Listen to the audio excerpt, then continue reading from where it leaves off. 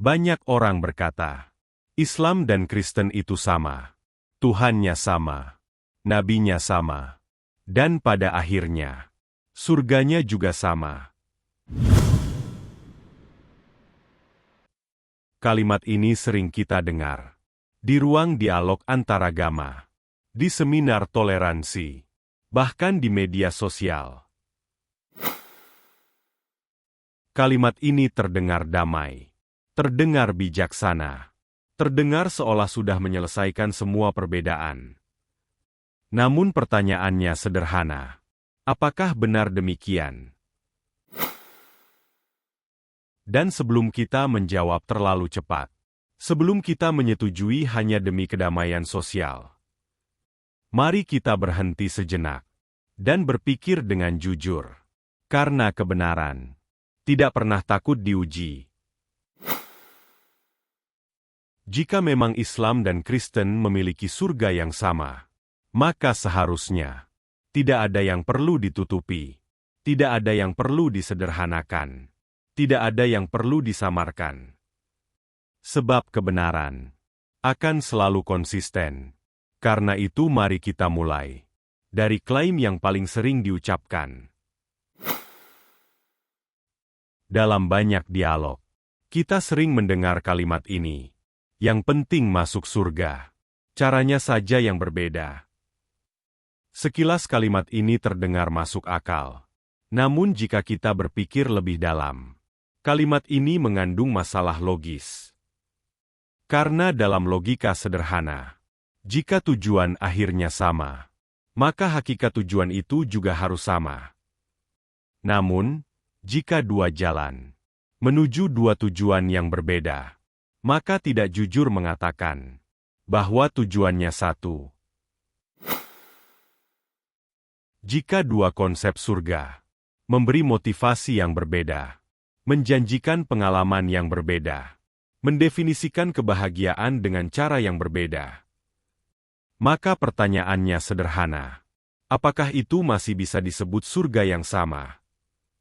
Untuk menjawab pertanyaan ini, kita tidak perlu menyerang Islam dari luar, juga tidak perlu memakai standar Kristen. Justru sebaliknya, mari kita jujur dan melihat sumber Islam sendiri, karena kritik yang paling kuat adalah kritik yang lahir dari dalam sendiri. Dalam Al-Quran dan hadis sahih, surga digambarkan sebagai tempat penuh kenikmatan. Digambarkan ada sungai-sungai, berisi air yang tidak berubah, susu yang rasanya tidak berubah, madu yang murni, dan minuman yang memabukkan, namun tidak menimbulkan mabuk. Selain itu, surga juga digambarkan sebagai tempat penuh pasangan. Bidadari bermata jeli, perawan yang selalu suci, dan selalu siap melayani. Bahkan dalam hadis, tubuh penghuni surga digambarkan terus diberi hasrat yang baru, agar kenikmatan tidak pernah habis. Perhatikan ini baik-baik. Pertanyaannya di sini bukan soal halal atau haram, bukan soal boleh atau tidak. Pertanyaannya jauh lebih dalam. Mengapa surga masih berpusat pada pemuasan nafsu? Padahal dalam kehidupan dunia, nafsu justru dianggap musuh spiritual. Dalam tradisi Islam sendiri, terutama dalam tasawuf, nafsu adalah sesuatu yang harus ditaklukkan, dikendalikan, bahkan dimatikan. Nafsu dipandang sebagai penghalang antara manusia dan Tuhan. Maka pertanyaannya logis. Jika nafsu harus dikalahkan di dunia, mengapa ia justru diabadikan di akhirat? Jika tujuan hidup spiritual adalah penyucian jiwa, mengapa tujuan akhirnya masih berputar pada kenikmatan jasmani? Ini bukan ejekan, ini bukan penghinaan, ini adalah pertanyaan internal yang sah dan seharusnya dijawab secara jujur. Sekarang mari kita berhenti sejenak dan melihat pembandingnya. Mari kita lihat bagaimana kekristenan mendefinisikan surga. Dalam kekristenan, surga tidak pernah dijual sebagai tempat pemuasan nafsu. Alkitab hampir tidak pernah berbicara tentang seks di surga, tentang kenikmatan tubuh. Bukan karena tubuh itu jahat, tetapi karena fokusnya bukan di sana. Fokus utama surga Kristen hanya satu: Allah tinggal bersama manusia. Surga bukan pusat kenikmatan, tetapi pusat relasi dengan Tuhan. Bukan tentang apa yang dinikmati, tetapi tentang siapa yang ditemui.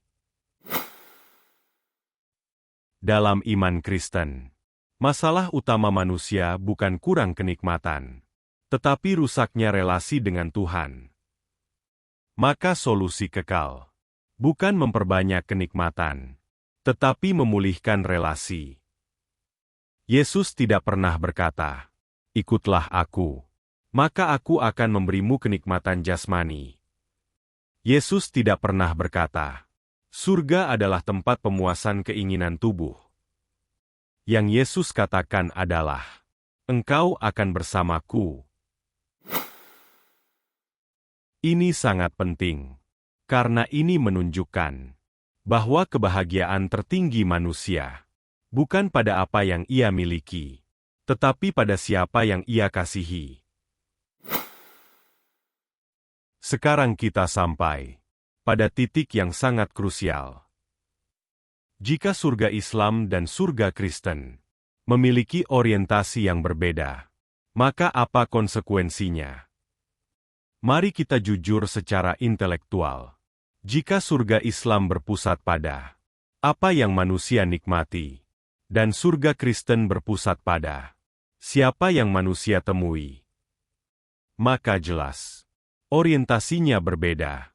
Jika orientasinya berbeda, motivasinya juga berbeda. Jika motivasinya berbeda, hakikatnya juga berbeda.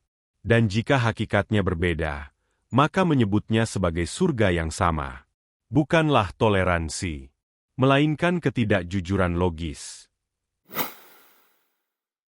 Sekarang pertanyaannya bukan lagi agama mana yang lebih menyenangkan, bukan surga mana yang lebih menggoda. Tetapi pertanyaan yang jauh lebih dalam, Tuhan seperti apa yang ingin kita temui untuk selamanya? Apakah Tuhan yang menjadi sarana kenikmatan nafsu, atau Tuhan yang menyucikan kita dari keinginan nafsu? Pertanyaannya bukan surga mana yang lebih nikmat, tetapi apakah kebahagiaan tertinggi manusia adalah kenikmatan yang tidak pernah habis, atau perjumpaan yang memulihkan seluruh keberadaan manusia? Surga yang memperpanjang nafsu, atau surga yang memulihkan hati dari keinginan duniawi? Silakan renungkan dengan jujur.